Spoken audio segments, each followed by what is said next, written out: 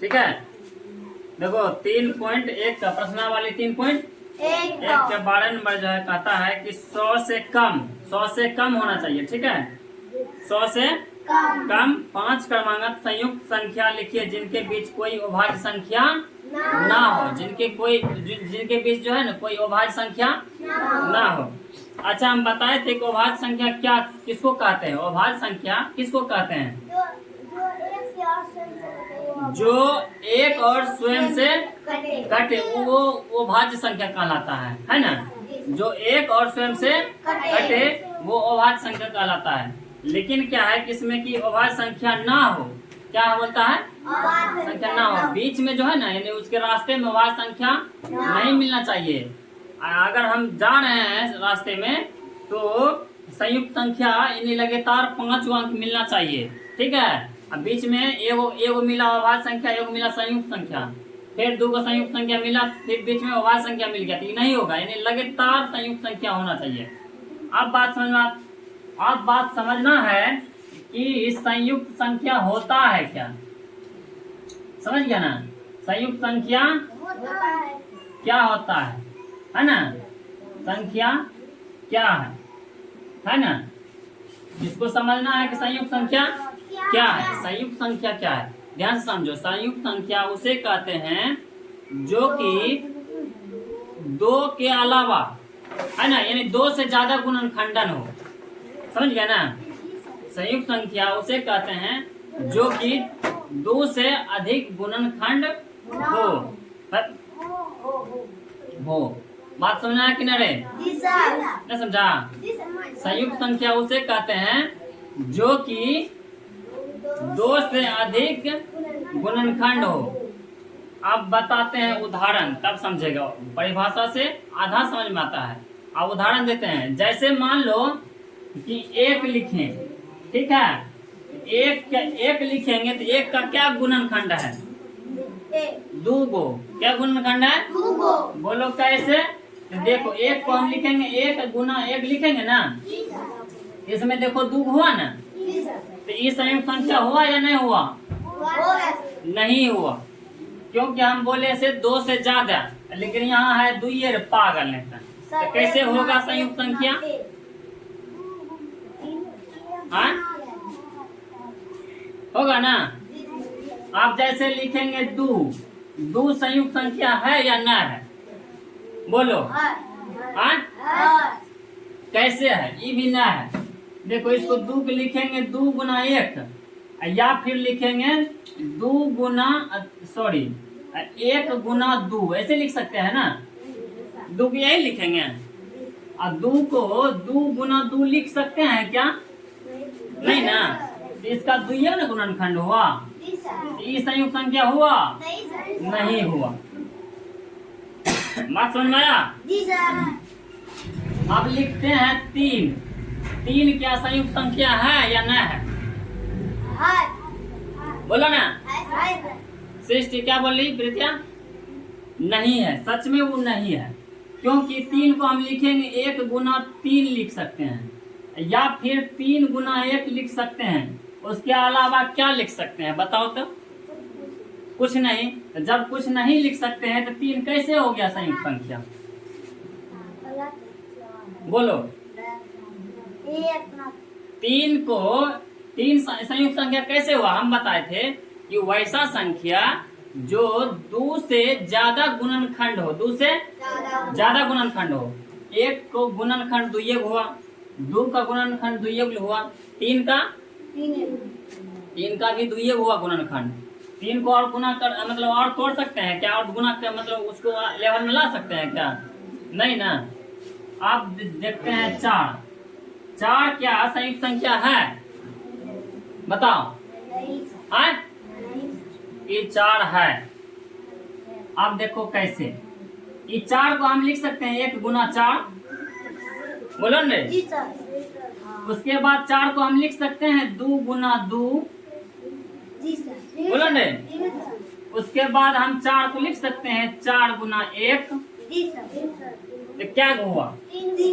तो 2 को अधिक हुआ ना, यानी कि सबसे छोटी संख्या में जो है संयुक्त संख्या वो कितना है? 4। और नहीं समझेगा तो लगेगा मार।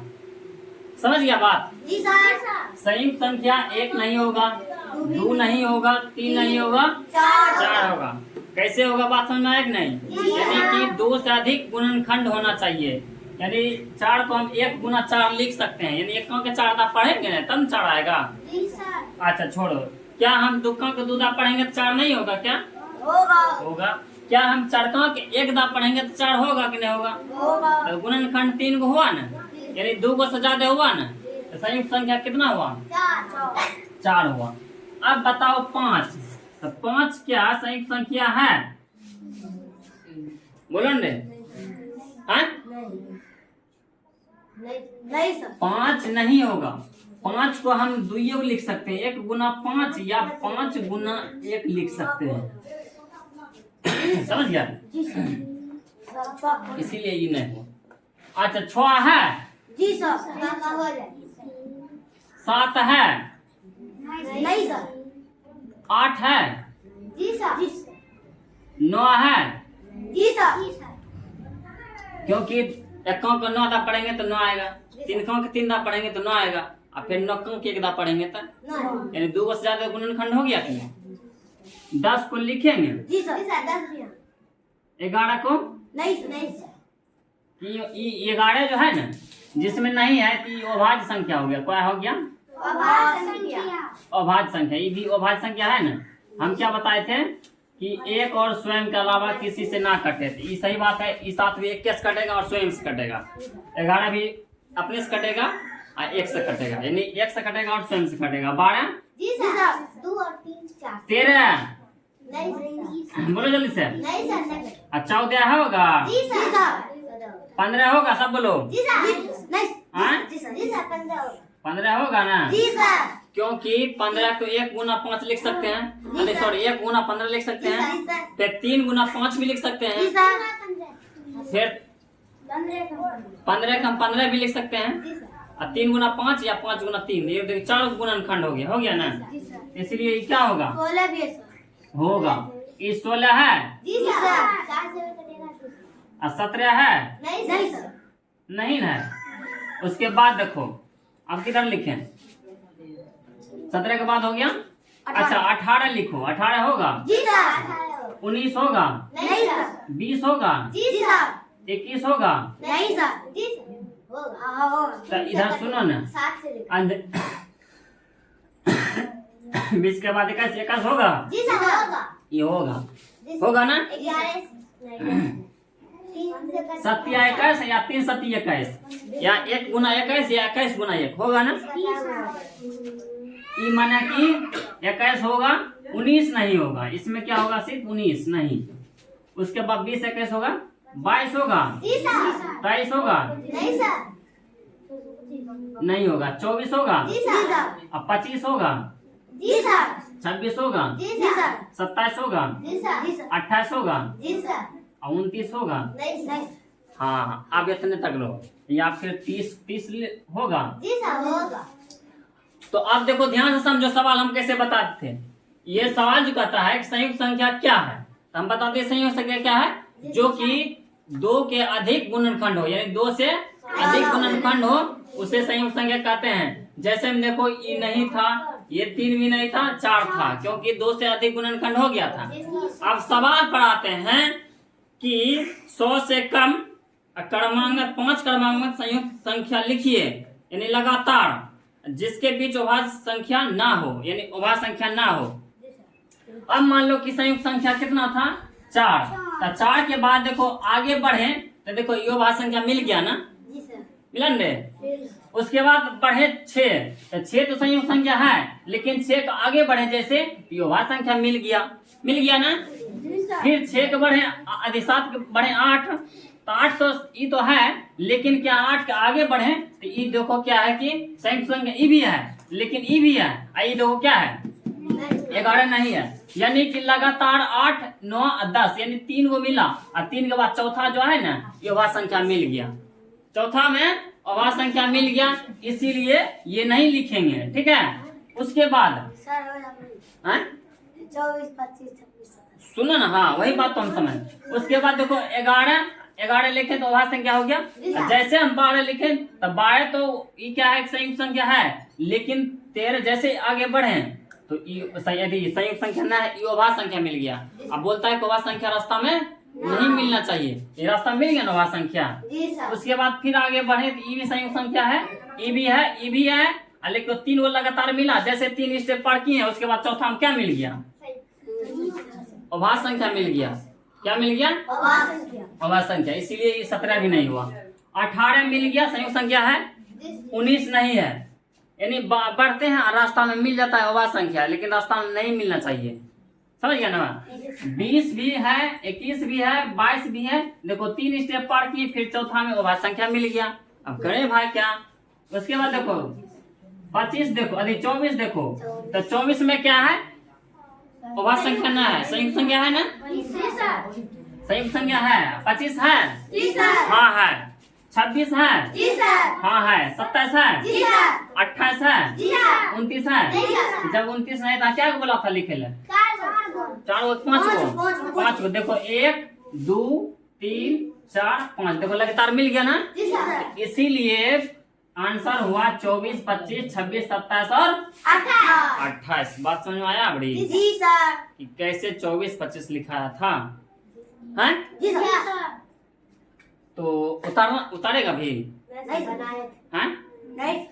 ये हम डिटेल्स में देखो, पूरा डिटेल्स में बता दिए, ठीक है। ये जो है ना 1 2 3 4 5 जो लिखे हैं, ये हम समझाने के लिए लिखा है बोर्ड पर किस तरह से समझो, लेकिन ये उतारने की जरूरत नहीं है, दिमाग में उतारने की जरूरत है कि क्या है संयुक्त संख्या, और संयुक्त संख्या तो उसके बाद जो हम आंसर लिखेंगे उसको किस तरह से लिखेंगे, यानी लगातार होना चाहिए। लगातार यहाँ है ना 24 25 26 27 और 28, ऐसे हम चल रहे थे ना, तो 3 के बाद चौथा में मिल रहा था अभाज्य संख्या, तो फिर वो तो लिखाएगा, यानी लगातार बोल रहा लिखने के लिए। जैसे पढ़ लेंगे तो ये भी 3 पार किए, चौथा में मिल गया अभाज्य संख्या, ये भी नहीं लिखेंगे। ऐसे बढ़ते बढ़ते गए तो यहाँ मिल गया 24 25 26 27 और 28। समझ गया। मेन बात समझना है संयुक्त संख्या क्या है। संयुक्त संख्या उसे कहते हैं जो कि 2 के यानी 2 से अधिक गुणनखंड हो। समझ गया बात। 13 नंबर बोल रहा है किसी संख्या के इकाई स्थान पर 5 हो, है ना, कोई भी संख्या है उसके इकाई स्थान पर क्या होना चाहिए, 5। यदि वह संख्या 150 और 100 अधिक, क्या है 150 और 200 के बीच होना चाहिए, है ना, 200 के बीच होना चाहिए, है ना जी सर।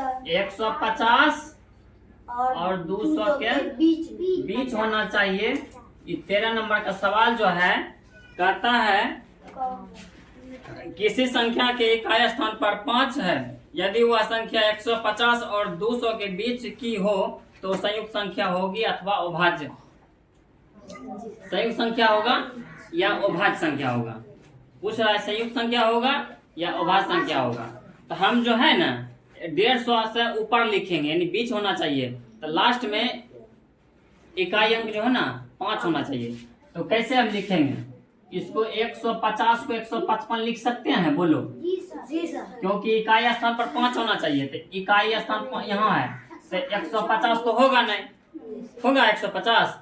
अरे बाबू 150 लिखे यहाँ पर, इकाई दहाई सैकड़ा, तो इकाई स्थान पर क्या हो गया 5 0 ना है, इकाई स्थान पर क्या है 0, तो नहीं होगा, तो इकाई स्थान पर 5 होना चाहिए। उसके बाद हम क्या लिखेंगे बोलो सर, 135 तब 135 हो रहे ये 35 से कम न हो जाएगा। उसके अलावा क्या लिखेंगे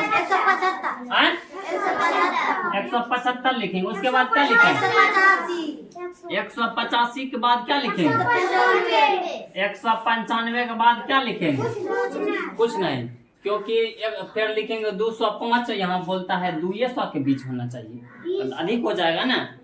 अच्छा अब बताओ कि 155 जो है ये अभाज्य,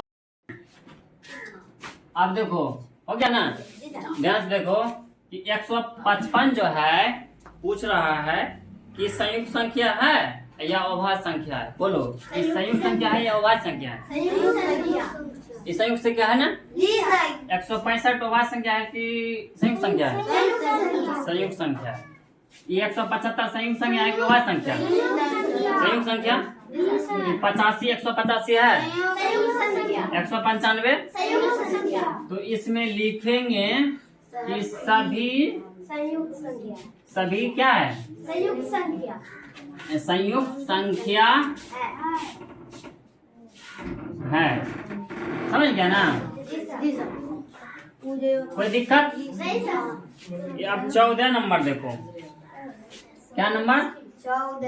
14 नंबर।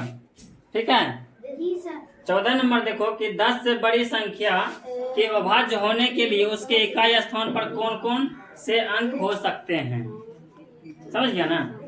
10 से बड़ी होना चाहिए, 10 से बड़ी होना चाहिए और संख्या के अभाज्य होने के लिए उसके इकाई स्थान पर क्या होना चाहिए। यानी कि नहीं, सुनो पहले, यानी अभाज्य संख्या हम किसे कहते हैं? जो कि एक और स्वयं से कट जाए और उसके अलावा कुछ ना कटे, है ना? कोई नहीं कटे, यानी एक और स्वयं से कटे, वो अभाज्य संख्या है। तो बताओ कि अभाज्य संख्या हम क्या क्या है? बताओ बोला।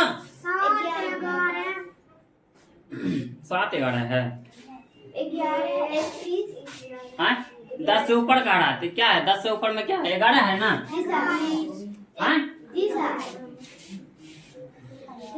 10 से क्या है कि ऊपर बोल रहा है ना? 10 से ऊपर में 10 से ऊपर अभाज्य संख्या क्या क्या है? अभाज्य संख्या क्या है? 11 है। उसके बाद 13 है। उसके बाद 15 नहीं होगा, 17 होगा। क्या होगा? 17 के बाद क्या होगा? 19 होगा। क्या होगा? 19 के बाद क्या होगा? 21 के बाद 21 नहीं होगा। क्या होगा? 23 होगा। अच्छा, ये 21 होगा क्या? नहीं होगा, क्योंकि 3 से भी कट जाएगा, 7 से भी कट जाएगा, 21 से भी कटेगा, 1 से भी कटेगा। अच्छा, ये 17 लिखा है ना? हाँ, अब बताओ, देखो बोल रहा है कि 10 से जो है ना बड़ी संख्या के अभाज्य होने के लिए उसके इकाई स्थान पर क्या होना चाहिए। इकाई स्थान पर क्या क्या होना चाहिए? देखो ध्यान से, इकाई स्थान पर 1 होना चाहिए। क्या होना चाहिए? क्योंकि इकाई दहाई, तो इकाई स्थान पर 1 है ना? उसके बाद क्या होना चाहिए? अरे पगला, देखियो कि तो बोलो, इकाई या दहाई। इकाई की जगह पर क्या होना चाहिए? फिर क्या होना चाहिए? फिर क्या होना चाहिए? फिर क्या होना चाहिए? नहीं समझा? हम पहले अभाज्य संख्या चुनेंगे, है ना? अभाज्य संख्या लिख लेंगे। नहीं समझ में आएगा तो पहले लिख लेंगे, और लिखने के बाद हम तो देख के लिख सकते हैं कि इकाई अंक पर क्या है। नहीं समझा? 10 से ऊपर अभाज्य संख्या में इकाई स्थान पर क्या क्या होना चाहिए। तो एक हम पहले लिखेंगे अभाज्य संख्या है क्या क्या। तो 11 है, 13 है, 17 है, 19 है और 23 है और आदि बहुत कुछ होगा। तो ज्यादा नहीं लिखना है। उसके बाद क्या इकाई स्थान पर 1 होना चाहिए, 3 होना चाहिए, 7 होना चाहिए, 9 होना चाहिए, 3 होना चाहिए, यानी आदि होना चाहिए, है ना? और कुछ लिख सकते हैं। तो कितना लिखेंगे? संख्या तो अंत न है अंत, तो ज्यादा नहीं लिखेंगे तो नहीं लिखेंगे। समझ गया?